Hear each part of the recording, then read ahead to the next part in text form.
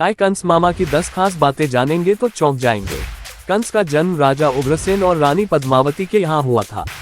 हालांकि महत्वाकांक्षा से और अपने व्यक्तिगत विश्वासियों बनासुर और नरकासुर की सलाह पर कंस ने अपने पिता को अपदस्थ किया और मथुरा के राजा के रूप में खुद को स्थापित किया।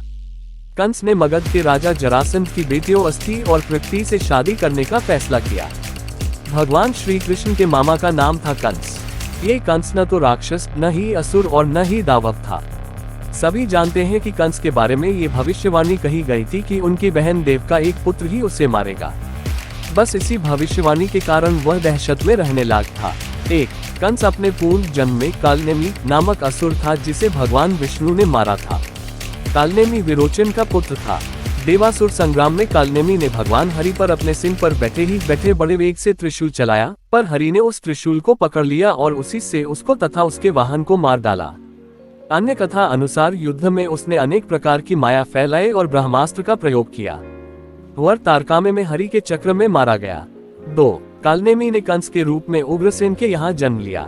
कंस शूरसेन जनपद के राजा अंधक वृष्णि संघ के गण मुख्य उग्रसेन का पुत्र और भगवान कृष्ण का मामा था। अंधक, अहिर, भोज, स्तवत्ता, गौर आदि 106 कुलों को मिलाकर उस काल में यादव गणराज्य कहा जाता था। उग्रसेन यदुवंशीय राजा आहुक के पुत्र थे। इनके 9 पुत्र और 5 पुत्रियां थीं। कंस भाइयों में सबसे बड़ा था। उग्रसेन की अन्य पुत्रियां वसुदेव के छोटे भाइयों से ब्याही गई थीं। उग्रसेन की माता काशीराज की पुत्री काश्या थी, जिनके देवक और उग्रसेन 2 पुत्र थे। 3. कंस ने अपने पिता उग्रसेन को राजपद से हटाकर जेल में डाल दिया था और स्वयं शूरसेन जनपद का राजा बन बैठा था। शूरसेन जनपद के अंतर्गत ही मथुरा आता है। कंस के काका शूरसेन का मथुरा पर राज था। कंस ने मथुरा को भी अपने शासन के अधीन कर लिया था और वह प्रजा को अनेक प्रकार से पीड़ित करने लगा। 4. आर्यावर्त के तत्कालीन सर्वप्रतापी राजा जरासंध की पुत्री से कंस ने विवाह कर अपनी शक्ति को बढ़ा लिया था। जरासंध पौरव वंश का था और मगध के विशाल साम्राज्य का शासक था। कंस को जरासंध ने अस्थि और प्राप्ति नामक अपनी 2 लड़कियां ब्याह दी थीं। इस प्रकार दोनों में घनिष्ठ संबंध बन गया था। 5. चेदी के यादव वंशी राजा शिशुपाल को भी जरासंध ने अपना गहरा मित्र बना लिया। ये शिशुपाल भगवान श्री कृष्ण की बुआ का लड़का था और इसकी आस्था भी कंस के प्रति थी। कंस ने उत्तर पश्चिम में कुरुराज दुर्योधन को भी अपना सहायक बना रखा था। जरासंध के कारण पूर्वोत्तर की ओर असम के राजा भगदंत से भी उसने मित्रता जोड़ रखी थी। 6. कंस के काका शूरसेन का मथुरा पर राज था और शूरसेन के पुत्र वसुदेव का विवाह कंस की बहन देवकी से हुआ था। श्री कृष्ण के पिता का नाम वसुदेव और माता का नाम देवकी था। जन्म के पश्चात उनका पालन पोषण नंद बाबा और यशोदा माता के द्वारा हुआ। वसुदेव यादव के पिता का नाम राजा सूरसेन था तथा बाबा नंद यादव के पिता का नाम राजा पार्जन्य था। नंद बाबा पार्जन्य के 9 पुत्रों में से तीसरे पुत्र थे। सूरसेन और पार्जन्य दोनों सगे भाई थे। सूरसेन जी और पार्जन्य जी के पिताजी का नाम था महाराज देवमीर। 7. कंस अपनी चचेरी बहन देवकी से बहुत स्नेह रखता था, लेकिन एक दिन वह देवकी के साथ रथ पर कहीं जा रहा था। तभी आकाशवाणी सुनाई पड़ी, जिसे तू चाहता है उस देवकी का 8वां बालक तुझे मार डालेगा। इस भयंकर आकाशवाणी को सुनकर कंस भयभीत हो गया और उसने अपनी बहन को मारने के लिए तलवार निकाल ली। वसुदेव ने उसे जैसे तैसे समझाकर शांत किया और वादा किया कि वे अपने पुत्र उसे सौंप देंगे। 8. पहला पुत्र होने पर जब वसुदेव कंस के पास पहुंचे तो कंस ने कहा कि मुझे तो 8वां बेटा चाहिए। बाद में नारद ने बताया कि तुम्हें मारने के लिए देवकी के उदर से स्वयं भगवान विष्णु जन्म लेंगे, तो कंस और भयभीत हो गया और उसने वसुदेव और देवकी को कैद कर लिया। बाद में कंस ने एक एक करके देवकी के 6 बेटों को जन्म लेते ही मार डाला। 9.7वें गर्भ में श्रीशेष अनंत ने प्रवेश किया था। भगवान विष्णु ने श्रीशेष को बचाने के लिए योगमाया से देवकी का गर्भ ब्रजनिवासिनी वसुदेव की पत्नी रोहिणी के उदर में रखवा दिया।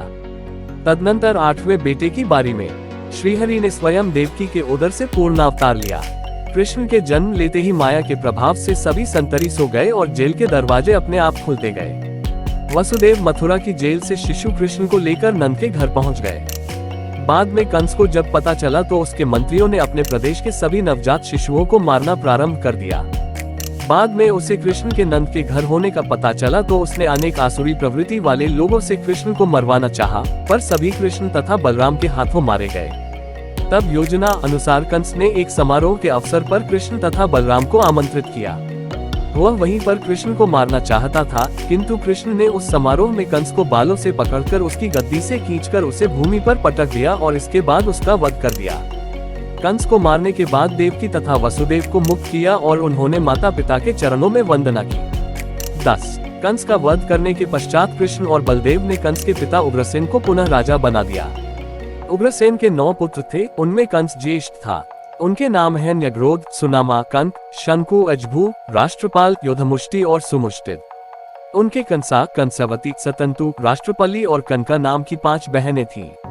अपनी संतानों सहित उग्रसेन कुकुर वंश में उत्पन्न हुए कहे जाते हैं और उन्होंने व्रजनाभ के शासन संभालने के पूर्व तक राज किया। 11. भारत में ऐसे कई गांव हैं जहां पर कंस की पूजा होती है। लखनऊ से हरदोई जाते वक्त मार्ग में कंस की एक प्रतिमा मिलती है। इसके आसपास के स्थानों में कंस की पूजा करने का प्रचलन है। उड़ीसा में कंस महोत्सव होता है। यहाँ धनु यात्रा निकलती है। कंस का दरबार सजता है और 11 दिन के लिए कंस उड़ीसा का राजा होता है।